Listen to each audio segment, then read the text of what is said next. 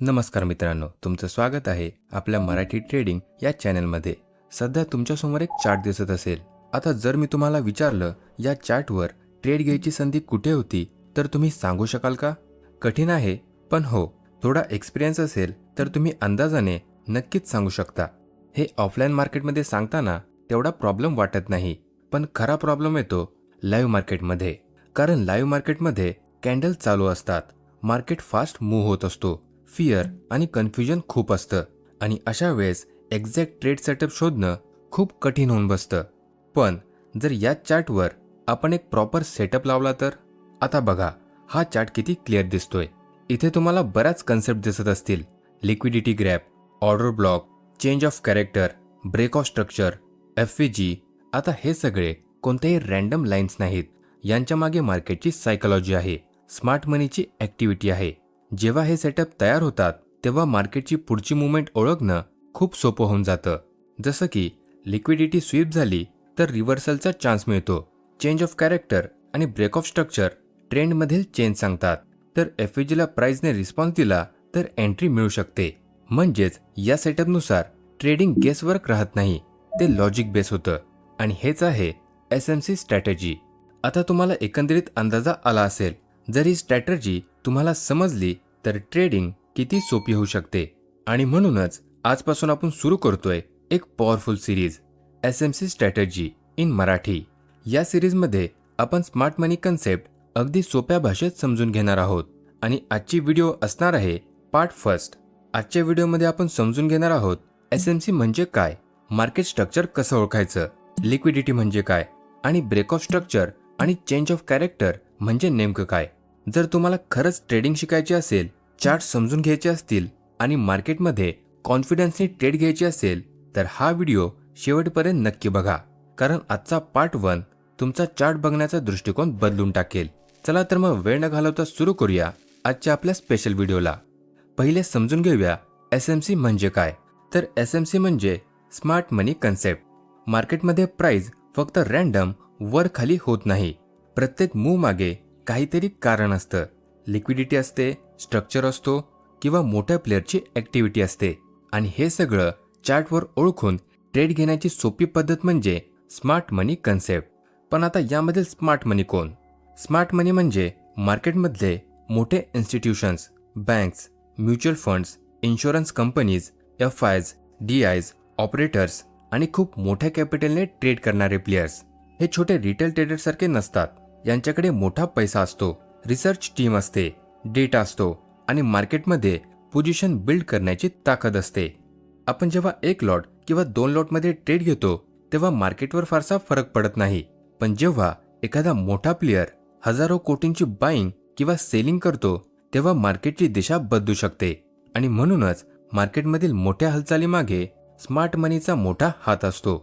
म्हणून स्मार्ट मनी कन्सेप्ट आपल्याला हेच शिकवते की फक्त कॅन्डल पाहून ट्रेड घ्यायची नाही, तर त्या कॅन्डल मागे इंटेन्शन काय आहे हे समजून ट्रेड घ्यायची. आता स्मार्ट मनी कन्सेप्टचा सर्वात पहिला भाग समजून घेऊया, मार्केट स्ट्रक्चर.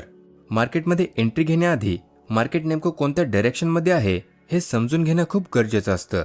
प्राइस चार्टवर हायज आणि लोज बनवत मूव्ह होत असतो आणि त्या हायज आणि लोजवरून आपल्याला ट्रेंड समजतो. मार्केट मुख्यतः 3 प्रकारे मूव्ह होतो, अप ट्रेंड, डाऊन ट्रेंड आणि साईडवेज. अप ट्रेंडमध्ये जेव्हा मार्केट सतत हायर हाय आणि हायर लो बनवतो याचा अर्थ असतो बायर स्ट्रॉंग आहेत. अशा वेळेस सेल करायचा प्रयत्न न करता बाय सेटअप शोधायचे असतात. डाऊन ट्रेंडमध्ये जेव्हा मार्केट लोवर लो बनवतो आणि लोवर हाय बनवतो म्हणजे सेलर स्ट्रॉंग आहेत. प्राइस खाली जातो, थोडा पुलबॅक घेतो आणि पुन्हा खाली जातो. अशा वेळी बाय ट्रॅप होऊ शकतो. म्हणून फक्त सेलची संधी शोधायची असते. आणि साईडवेज मार्केटमध्ये मार्केट ना जोरात वर जातो ना खाली, एका रेंजमध्ये फिरत राहतो. याला साईडवेज किंवा कन्सॉलिडेशन म्हटलं जातं. अशा मार्केटमध्ये रॅन्डम एंट्री घेतली तर स्टॉप लॉस हिट होण्याचे चान्सेस जास्त असतात. म्हणून एखादी रेंज ब्रेक झाल्यावरतीच ट्रेड घेणं बेटर असतं. आता SMC मध्ये ट्रेडसाठी हे तिन्ही मार्केट स्ट्रक्चर ओळखणं इम्पॉर्टंट आहे. कारण ऑर्डर ब्लॉक, FVG, लिक्विडिटी ह्या सगळ्या कन्सेप्ट स्ट्रक्चर सोबत काम करतात. म्हणून ट्रेडिंग सुरू करण्याआधी पहिले स्ट्रक्चर ओळखा. कारण स्ट्रक्चर समजलं तर अर्धी ट्रेडिंग जिंकलीच समजा. चला बघूया तुम्हाला हा कन्सेप्ट नीट समजला आहे का. स्क्रीनवर आन्सर करा. मार्केट हायर हाय आणि हायर लो बनवत असेल तर हा ट्रेंड कोणता असेल? डाऊन ट्रेंड, अप ट्रेंड की साइडवेज? स्क्रीनवर आन्सर करा. करेक्ट आन्सर आहे बी, अप ट्रेंड. म्हणजे बायर्स कंट्रोलमध्ये आहेत. आता पुढचा कन्सेप्ट आहे लिक्विडिटी, जो स्मार्ट मनीचा सर्वात डेंजरस गेम आहे. जर तुम्हाला लिक्विडिटी समजली तर मार्केट अचानक का रिव्हर्स होतो, स्टॉप लॉस हिट करूनच का मूव्ह देतो, फेक ब्रेकआउट का होतात, हे सगळं क्लिअर होईल. पण लिक्विडिटी म्हणजे काय? सिंपल भाषेत सांगायचं झालं तर लिक्विडिटी म्हणजे मार्केटला जिथे ऑर्डर्स मिळतात ती जागा. म्हणजे buy orders, sell orders, stop loss orders किंवा पेंडिंग ऑर्डर्स. जिथे क्राऊड बसलेला असतो तिथे लोकांचे जास्त ऑर्डर्स असतात आणि तिथेच असते लिक्विडिटी. मार्केट अनेकदा त्या लिक्विडिटीकडे खेचला जातो. आता लिक्विडिटीचे दोन टाइप्स आहेत, बाय साइड लिक्विडिटी आणि sell side liquidity. Bye side liquidity म्हणजे जेव्हा चार्टवर प्रिव्हियस हायज असतात किंवा इक्वल हायज असतात तेव्हा रिटेल ट्रेडर विचार करतो की रेजिस्टन्स ब्रेक झाला की बाय करू, म्हणून त्या हायवर बाय स्टॉप ऑर्डर बसलेले असतात. मार्केट वर जातो, हाय ब्रेक करतो, लोक बाय करतात आणि लगेच मार्केट रिव्हर्स होतो.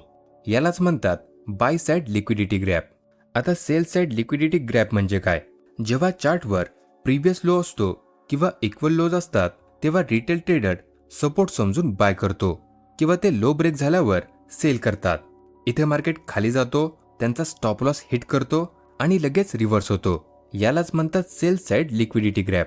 हे रँडम नसतं, कारण क्राऊडचे स्टॉप लॉस सेम ठिकाणी असतात. मार्केट त्या ऑर्डर कलेक्ट करतो आणि मग मुवमेंट देतो. म्हणून बऱ्याच वेळा तुम्ही ट्रेड घेतल्यावर तुमचा एसएल हिट होतो आणि नंतर मार्केट तुमच्या डायरेक्शनमध्ये मूव्ह देतो. म्हणून इथे एक इम्पॉर्टंट रूल लक्षात ठेवा. हाय ब्रेक झाला म्हणून बाय नाही, लो ब्रेक झाला म्हणून सेल नाही. पहिले बघा ब्रेक सस्टेन होतो का, म्हणजे एखादी 5 मिनिटाची किंवा 15 मिनिटाची कॅन्डल वरती किंवा खाली क्लोज होते का, स्ट्रक्चर चेंज होत आहे का, एफव्हीजी किंवा ओबी जवळ आहे का. या गोष्टी कन्फर्म झाल्यावरतीच तुम्ही ट्रेडमध्ये एंट्री घेऊ शकता. आता आपण ट्रेंड समजलो, लिक्विडिटी समजली, म्हणजे मार्केटमध्ये हायज आणि लोज का स्वीप होतात हे क्लिअर झालं. पण आता येतो मोठा प्रश्न, लिक्विडिटी घेतल्यानंतर मार्केट पुढे काय करणार?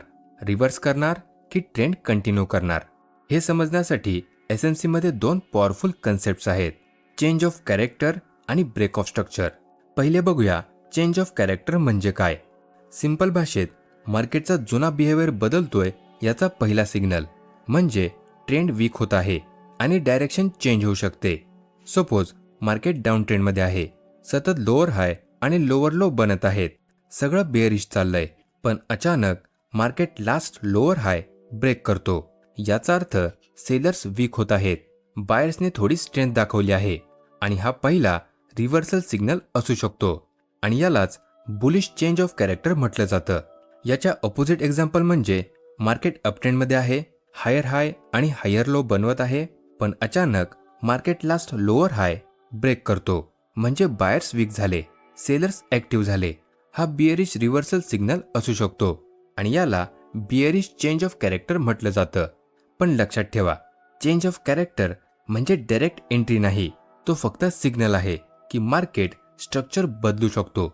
आपल्याला अजून एक कन्फर्मेशनची गरज असते आणि ते कन्फर्मेशन म्हणजे ब्रेक ऑफ स्ट्रक्चर. सिंपल भाषेत ट्रेंड चालू राहणार आहे याचं कन्फर्मेशन. समजा मार्केट अपट्रेंडमध्ये आहे, हायर हाय आणि हायर लो देत आहे, प्राइस पुलबॅक घेतो आणि प्रिव्हियस हाय ब्रेक करतो, याचा अर्थ बायर स्ट्रॉंग आहेत. हा झाला bullish break of structure, trend continue होण्याची जास्त शक्यता. तसंच डाऊन ट्रेंडमध्ये प्राइस पुलबॅक घेतो आणि प्रिव्हियस लो ब्रेक करतो, हा झाला बिअरिश ब्रेक ऑफ स्ट्रक्चर. आणि म्हणून चेंज ऑफ कॅरेक्टर किंवा ब्रेक ऑफ स्ट्रक्चर झाला म्हणजे मार्केटनी डायरेक्शन चेंज केली आणि त्या स्ट्रॉंग मूव्हमधूनच आपल्याला ऑर्डर ब्लॉक, एफव्हीजी आणि रिएंट्री झोन्स मिळतात. म्हणून स्ट्रक्चर ब्रेक नंतरचे झोन जास्त स्ट्रॉंग मानले जातात. आता पुढचा भाग खूप इंटरेस्टिंग होणार आहे, कारण आपण शिकणार आहोत ऑर्डर ब्लॉक म्हणजे काय, स्मार्ट मनी कुठे एंट्री घेतो आणि एफव्हीजी किंवा ऑर्डर ब्लॉकमध्ये ॲक्च्युअल एंट्री कशी घ्यायची. हा पुढचा भाग मिस नका करू, कारण इथूनच ॲक्च्युअल प्रॉफिटेबल एंट्रीज सुरू होणार आहेत.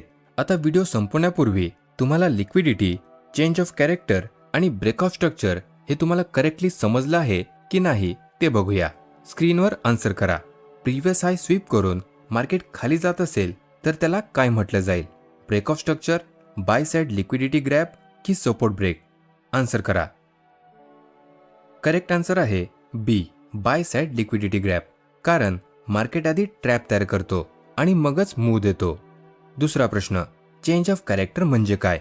ट्रेंड कंटिन्यू राहील, हा एक ट्रेंड चेंजचा हिंट असेल की हा एक रॅन्डम ब्रेकआउट असेल? आन्सर करा. करेक्ट आन्सर आहे बी, ट्रेंड चेंज हिंट. या सगळ्या कन्सेप्ट दिसायला थोड्या नवीन वाटतील, पण चार्टवर जर तुम्ही प्रॅक्टिस केली तर नक्कीच खूप सोप्या होऊन जातील. म्हणून आजपासूनच चार्टवर liquidity zones, change of character आणि ब्रेक ऑफ स्ट्रक्चर ओळखायला सुरुवात करा. जर आजचा व्हिडिओ आवडला असेल तर व्हिडिओला लाईक नक्की करा, चॅनलला सबस्क्राईब करा आणि या व्हिडिओमध्ये जर तुम्हाला काही डाऊट असेल किंवा तुमचे काही प्रश्न असतील तर ते कमेंटमध्ये नक्की विचारा. चला तर मग भेटूया पुढच्या भागात.